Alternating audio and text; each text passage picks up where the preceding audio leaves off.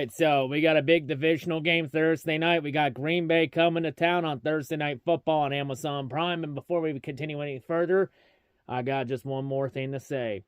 Green Bay, acknowledge your reigning, defending, undisputed NFC North heavyweight champions of the world, the brand new Detroit Lions.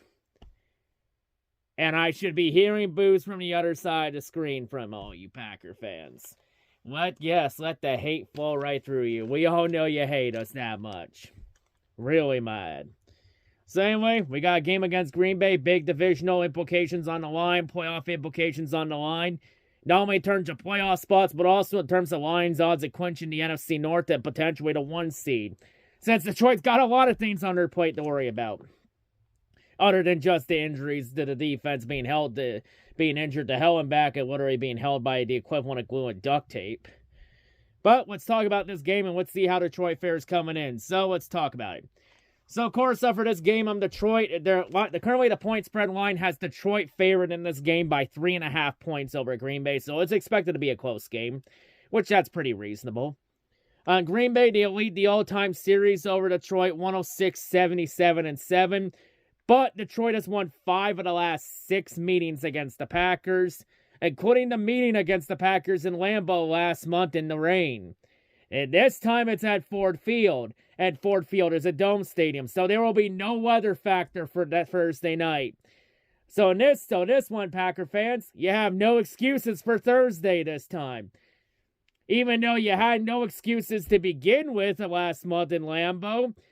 Especially concerning that the Packer fans like to pump their chest all the time about how, oh, they're the only real team in the NFC North because they're an outdoor team, and the elements is their gimmick. And Detroit are the dome pussies, the dome team that can't play out in the rain or the snow. And then Detroit literally hammered Green Bay in Green Bay's gimmick in their own game. Like, don't let that 24-14 final last month fool you. Detroit hammered Green Bay. Green Bay just got a touchdown in garbage time and a field goal just to make that lopsided game look a lot closer than it actually was. Because even though Green Bay put up 11 unanswered points once it was 24-3 Detroit, did that help Green Bay come back and win last month? Absolutely not. So, of course, Green Bay, they're 4-1 on the road this year. Detroit is 5-1 at home. So, yeah, and Detroit also is 3-0 against the NFC North this year so far. And in terms of Packers key players, we went over this already back in Week 9 when we played the Packers in Lambeau. So I'll just touch over some of the key injuries coming into this game. So, of course, Josh Jacobs is questionable with a calf injury. The Packers are without Luke Musgrave as he's on the IR with an ankle injury. Romeo Doubs is questionable since he's under concussion protocol. But I think he should be cleared in time, so I think he should be playing. And then linebacker Edgerrin Cooper is questionable with a hamstring injury. The Packers also no longer have Preston Smith on the D-line because Preston got traded at the deadline to Pittsburgh for a couple picks. So that's how bad Detroit beat Green Bay in Lambeau last month. They beat Green Bay so bad to where Green Bay were selling at the deadline and sold off Preston Smith to the Steelers for a couple draft picks. And the last note here is that Jair Alexander is questionable for this game with a PCL injury, and there's no changes to the Packers coaching staff since the last meeting. And in terms of offensive ranks from last meeting to now, Green Bay's offense is now the 5th-ranked offense in the league, 8th in the pass game, and 5th in the run game. And the Packers' defense is about the middle of the pack, 13th overall in terms of yards allowed. They're 17th against the pass, but they're a top 10 unit ranked 8th against the run. So I think, obviously, the keys to winning this game is, just let Jared Goff chuck that ball, get some receivers open. Establishing the run game with Jahmyr Gibbs and David Montgomery's key to, controlling time of possession as well. Like, the best way you can prevent Jordan Love from doing any damage if Jordan Love has his good days, or in this case, his good nights, is keeping him off the field for as long as humanly possible. Like, defense, so far the defense has bended, but it hasn't broke, which is a good sign. Well, except Chicago last week when Chicago gave Detroit quite a scare until Chicago forgot what the fuck clock management was late in the game. Let me just say this, though. if that situation happens again with Detroit, Detroit ain't getting lucky because Matt LaFleur doesn't make that kind of fucking mistake. Let's just get that out of the way real quick. Not every fucking coach is as retarded as Matt Eberflus. Let's just address that right off the bat. All right, we know how good Matt LaFleur is. Packer fans don't need to remind me in the comments about it. We all know it. So, yeah, obviously that's the key. Getting pressure of Jordan Love, winning the turnover battle. Pretty much everything we did did last month. Just do that again, but, just fix the things that need to be fixed. Maybe do a lot better now. Especially with the elements out of the way at Ford Field Thursday night. Shouldn't be an issue this time. So, yeah. And, of course, a crucial game for Detroit because for Detroit, Detroit's playoff road is very simple this week. Because all Detroit's got to do to make the playoffs this week is just win. Because for Detroit, their situation is very simple Thursday night. They win, and they're in the playoffs. So Thursday's a win-and-in game for Detroit. So there's a little pressure on there for the Lions.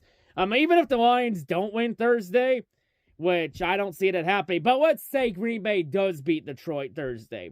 Detroit could still clinch in on Sunday, but they would need a lot of things to happen. I know the scenarios include like Atlanta and LA losing, and then a loss from either Arizona or a win from Philadelphia. And then a bunch of other shit that happened. Just a bunch of scenarios that happening. Or a scenario where we need Tampa Bay and LA, the LA Rams to lose, and then a loss from either Arizona or Philadelphia. Or a win from Philadelphia, that is. But you know what? I have a better idea in terms of all that Sunday, about those Sunday playoff scenarios. How about we don't worry about that? Let's just win Sunday. Let's just win Thursday night. Because, hey, if you win Thursday night, then you don't have to worry about those other scenarios for Sunday. Then you can just focus then we don't have to worry about it. Then we can just focus ahead to Buffalo the week after.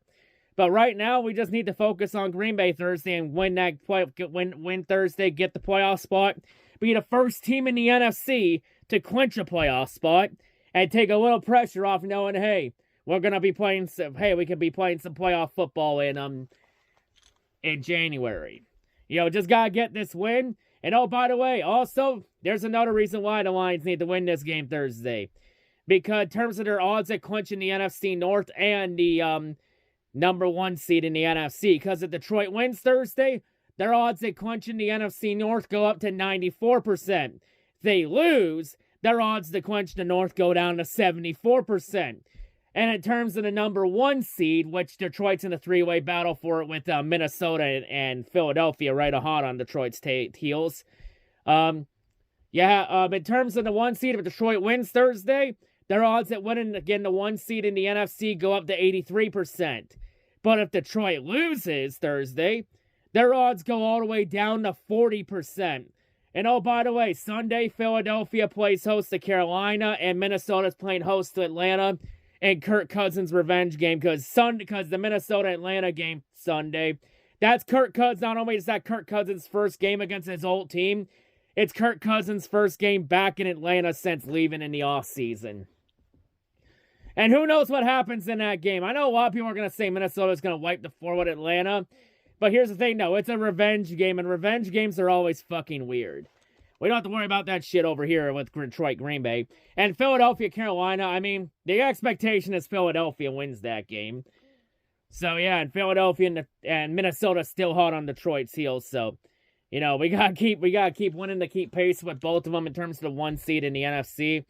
Especially considering Minnesota and Philadelphia can clinch playoff spots this week, too. But we're not going to talk about that. We'll do that in the picks video, not here.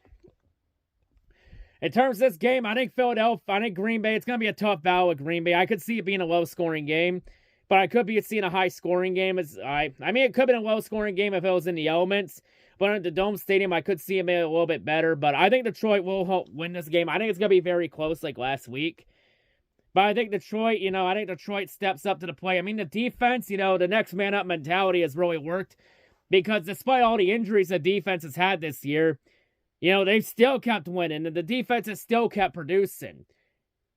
I don't think it's going to catch up to Detroit just yet, not this week. Especially because Aaron Glenn has done a really outstanding job on it, especially Dan Campbell as well, getting the boys prepped up and ready to go. So, I think Dan Campbell and the company will have the boys ready to go for Thursday. I think everyone knows the importance of this game, especially with a chance to clinch a playoff spot on the line. And and like I mentioned, the odds with winning the NFC North and the 1 seed really factor in on what Detroit can do if they win this game Thursday night.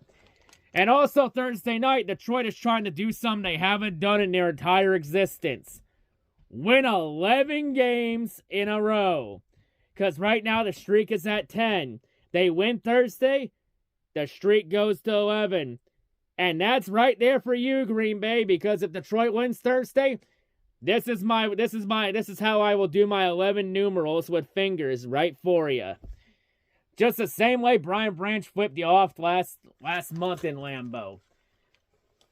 And oh yeah, we've been selling t-shirts of that shit too. Stay mad. All I say is if Green Bay has a problem with how Detroit plays, you can come to Ford Field Thursday night and come boo our NFC North banner hanging up in the rafters. Or you can come in the comments here and boo at this belt I have on my shoulder. The choice is yours. By the way, for this game, I have Detroit winning 21-18. I have Detroit by 3. I think it's going to be a very close game. I think Detroit gets the job done, and I do think Detroit will punch their ticket back to the playoffs this year. But even if Detroit does, if and when Detroit clinches Thursday night, and trust me, they will clinch Thursday night. And when that happens, I'm just going to flat out say, it's good, but we all know one thing for sure. Even when they do clinch a playoff spot, the job's not done yet. Because once Detroit clinched the playoff spot, the job's not done yet. It only just begins. Once Detroit's in the playoffs, then the real work begins. And plus, as Thanos once said in Infinity War, if you want something done right, just be like Thanos in Avengers and say, fine, I'll do it myself. So yeah, honestly, fuck out asking for outside help on Sunday. Fuck that shit. We already tried that last week. It didn't work because Seattle beat the Jets, which we all knew was going to happen. So you know what? You want it done right, just take matters in your own hands and do it yourself. Anyway, let's get this win. And in terms of Tucker Kraft, some threat to Kirby Joseph, because of the 2 tight ends that got injured at Kirby's expense. With Hawkinson and Higbee. All I say is, what the fuck is he crying about? Kirby did nothing wrong. Those were some very clean hits. And all I say to Tucker Kraft is, thank you for all that bulletin board material to use for this week, you fucking jackass. Maybe next time, all I say with him is, folks, this is why you think before you speak. Because it may come back to bite you in the ass. And it may come back to bite Tucker Kraft in the ass. Especially if Kirby Joseph gets another pick 6 like he did last month at Lambeau in the rain. Especially if it's at Tucker Kraft's expense. But yeah.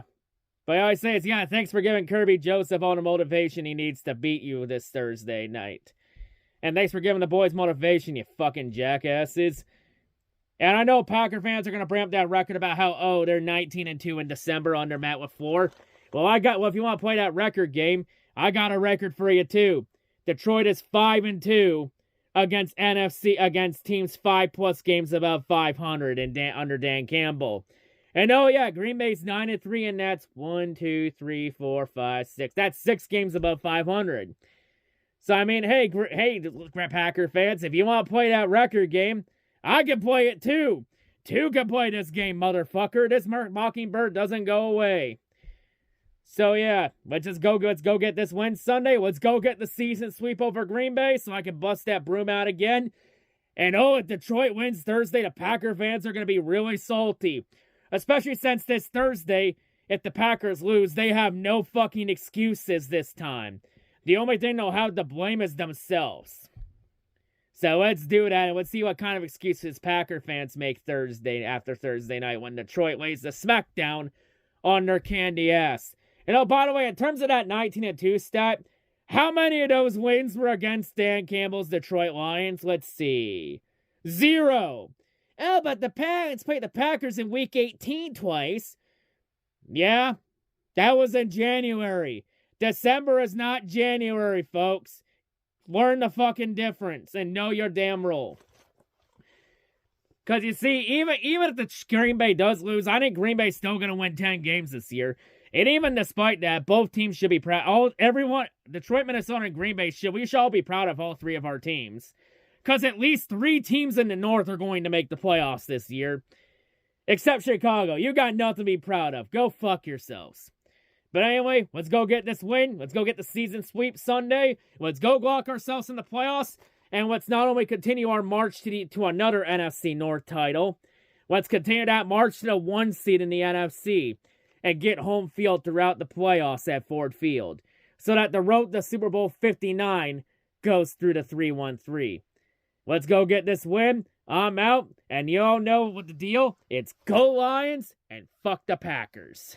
Detroit, let's work. Hey. Takes a little bit more. Oh, yeah. Takes a little bit more. Yeah. It takes more to be one pride, a little bit more to be Detroit. It takes more to be this live, a little bit more to make this noise. One pride, more fight, more heart, more grit. One pride, more fight, more heart, more. Still rep the city and we still gritty like we did it before. Still defend the den, except this time we brought a little bit more. We ain't kicked off, it sound like we scored. Turn it up, that's what kickoff is for. When you talking about one pride, we don't get loud, we deliver the roar. Tell them boys when the coin flip, we gon' come with it, don't fumble it. The pressure's high and the fresh jerseys with block numbers gon' double it. Hey, it's one pride and the Lions did what they up against. This Detroit, if it's smoke, we ain't never ducking it, let's